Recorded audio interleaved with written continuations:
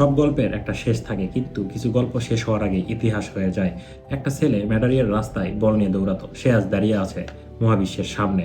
সে তার ফুটবল ক্যারিয়ারে সবকিছুই জিতেছে: UEFA Nations League, Champions League, Euro and Ballon d'Or. হ্যাঁ, the king of football, the legacy, Cristiano Ronaldo.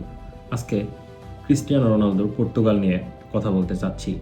Portugal national team এটা একটা বর্তমানে একটা টিম না, এটাকে তুলনা করা যায় একটা ওয়েপেনের সাথে।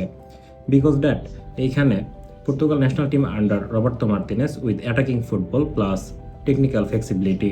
যদি সহজ ভাষায় এটাকে বলি, সেটা হইতেছে short pass plus ball position ধরে রাখা উইথ ব্যাক থেকে অ্যাটাকিং তৈরি করা, অ্যান্ড দুই ফুল ব্যাক উঠে যায় সামনের দিকে, অ্যান্ড মিড থেকে প্রচুর পরিমাণে চান্স ক্রিয়েট করে। এই টিম নিয়ে যদি কথা বলতে চাই, সেটা হইতেছে তাদের মিডফিল্ড অ্যান্ড তাদের ডিফেন্স লাইন অ্যান্ড তাদের অ্যাটাকিং একদম master class. This is the top level.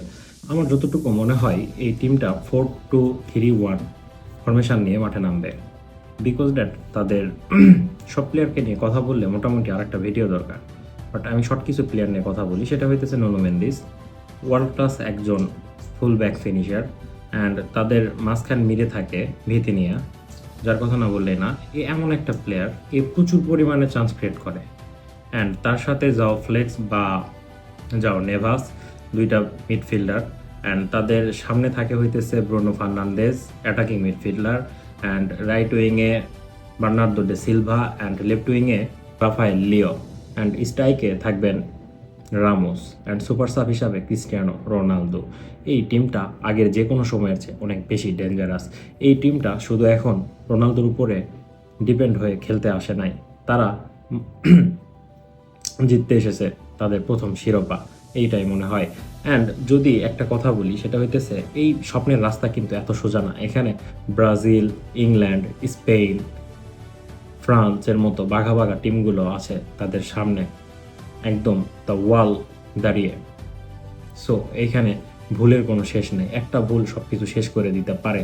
হয়তো এটাই শেষবারের মতো ক্রিস্টিয়ানো রোনালদোর মাঠে নামতে চলেছে বিশ্বকাপের মঞ্চে। আর যদি পর্তুগাল ন্যাশনাল টিমের উইক জোন নিয়ে কথা বলতে চাই, সেটা হইতেছে তাদের বিগ ম্যাচ প্রেশার প্রবলেম। কেন বলতেছি, বিগত বিশ্বকাপে মানে লাস্ট বিশ্বকাপে মরক্কোর সাথে 1-0 হারছিল। আসলে তারা যদি ঠান্ডা মাথায় ম্যাচটাকে খেলতে পারতো, তাহলে হয়তো বা গল্পটা অনেক ভিন্ন হইতো। বিকজ দ্যাট সবাই অনেক প্রেশারের ভিতরে ছিল। যদি এটা না হয়, মনে আছে সবার যে রোনালদো মোটামুটি প্রায় 2টা বল 1 ভার্সেস 1 পাইছিল, বাট গোল করতে পারে নাই। হয়তোবা জানি না এটা লাকের সমস্যা, আর যতটুকু মনে করি আমি, 90 minute is a game, is not a lakh. এই যুদ্ধতে কোনো লাকের কোনো খেলা নাই, এটা পুরোটাই যুদ্ধের খেলা। This is football.